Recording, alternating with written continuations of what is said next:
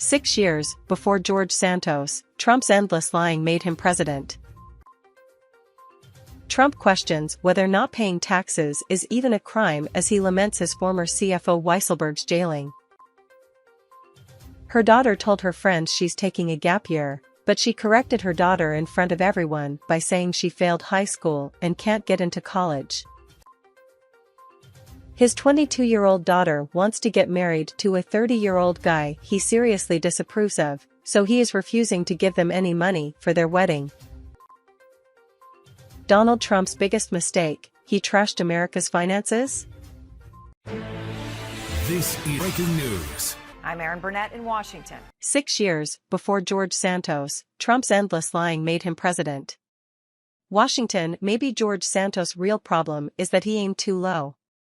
While the newly elected New York congressman is facing calls from some in his own party to step down after revelations that he fabricated much of his life story in his campaign, a fellow New York Republican 7 years earlier ran on an even larger raft of lies. Voters made him president.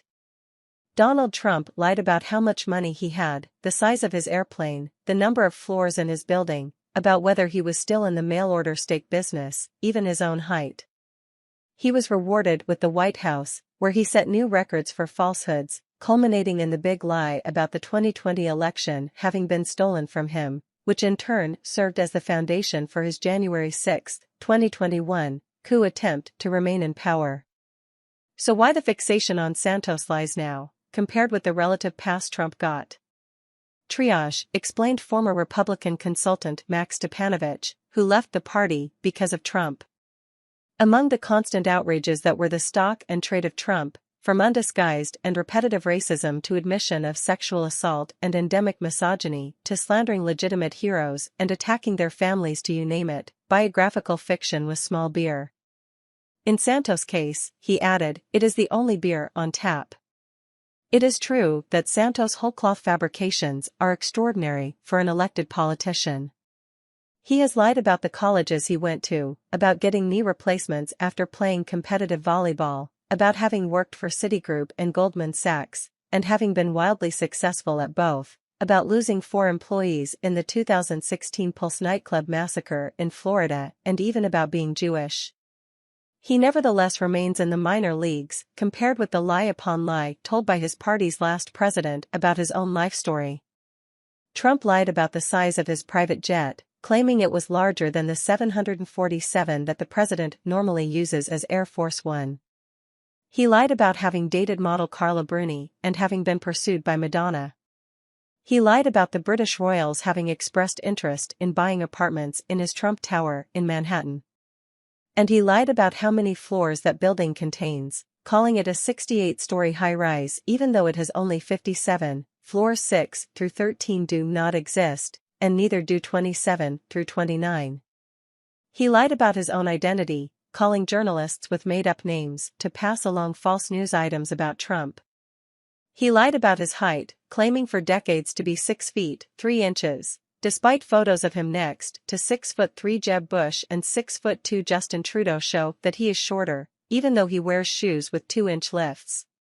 Then, when he entered political life in 2011 with hints that he would run for president in 2012, he not only became the highest-profile spreader of the racist lie that Democrat Barack Obama was born abroad and was therefore ineligible to be president, he also embellished on it lavishly, claiming he had sent a team of investigators to Hawaii and that they cannot believe what they're finding.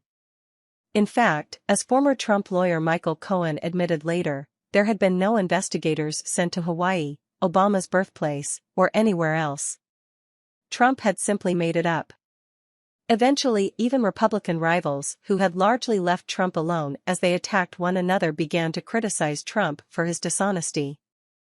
This man is a pathological liar. He doesn't know the difference between truth and lies, said Senator Ted Cruz, Republican Texas, whose father had been accused by Trump of complicity in the assassination of John F. Kennedy. Whatever lie he's telling, at that minute he believes it.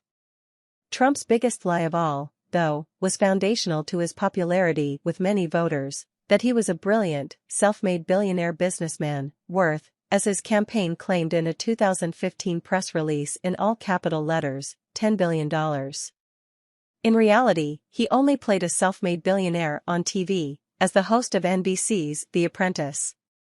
His wealth had come from taking over his father's real estate business while he was still in his 20s, not, as he claimed, from a small loan from him that he later repaid. His actual net worth was a small fraction of what he had claimed.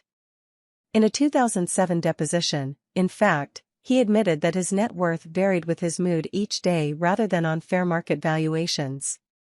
Indeed, a National Journal analysis in 2015 found that had Trump invested his father's money in an S&P 500 index fund 50 years ago rather than actively running businesses himself, he would have been significantly wealthier. Neither that story nor any of the others casting doubt on Trump's origin myth, however, seemed to break through with voters, particularly Republicans, who in general continued to believe that Trump was a great businessman. The Apprentice and his long-standing notoriety helped him a lot, said George Conway, a lawyer who supported Trump's 2016 run but quickly came to see him as a danger to the country. It created a preconceived image of him that stuck in the public mind. Sarah Longwell, a Republican pollster and consultant who has also opposed Trump from the start, said the aggressiveness of the coverage of Santos' lies compared to the focus on Trump might simply be because Santos wasn't famous to start with. Maybe media is embarrassed they missed the Santos story originally. Or maybe it's because Santos isn't a celebrity, she said. When you're a celebrity, they let you do it was one of the truest things Trump ever uttered, she added, referring to Trump's claim on an Access Hollywood tape that women let him grab them by the genitals. Another major factor, Stepanovich said, was the news media's self-interest in exploiting Trump for his entertainment value. Cable networks famously showed Trump's empty rally stage ahead of his appearances, and CBS chief Les Moonves even stated, "It may not be good for America, but it's damn good for CBS." Stepanovich said a similar motive appears to be at play with all the coverage about Santos, who, in the end, is merely one House member, not a presidential candidate. He is a useful tool with which Democrats and the media can drag the Republicans, not to mention that there is a seat at stake in a House in which the Republican majority is vanishingly thin. Trump questions whether not paying taxes is even a crime as he laments his former CFO Weisselberg's jailing. Donald Trump questioned whether his former CFO not paying taxes was even a crime. Alan Weisselberg, 75, has been sentenced to 5 months for his role in a Trump Organization tax dodge scheme. Trump said that Weisselberg, who pled guilty, was a casualty of the greatest witch hunt of all time. Former President Donald Trump questioned whether not paying taxes is even a crime as he lamented that Alan Weisselberg, the Trump Organization's former CFO, has been jailed. He didn't pay taxes on the use of a company car, does anyone? The use of a company apartment, does anyone? Or the education of his grandchildren, wow. Are these things really criminal, or even a crime?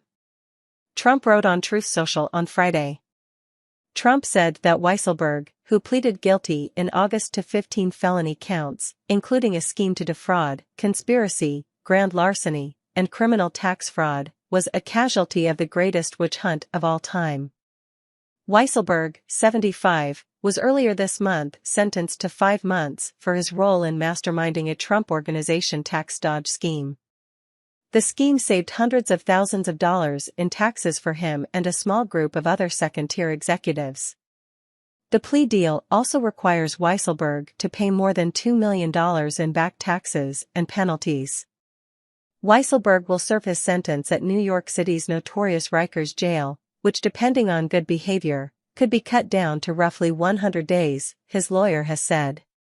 Manhattan District Attorney Alvin Bragg said in a press statement after the sentencing that Weisselberg used his high-level position to secure lavish work perks such as a rent-free luxury Manhattan apartment, multiple Mercedes-Benz automobiles, and private school tuition for his grandchildren, all without paying required taxes.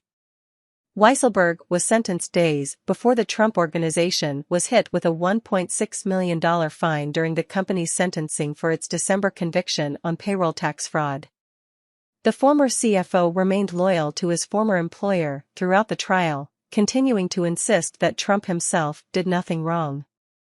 Trump also faces a $250 million fraud lawsuit from New York Attorney General Letitia James, as her office alleges that he falsely inflated his net worth by billions of dollars to further enrich himself and cheat the system.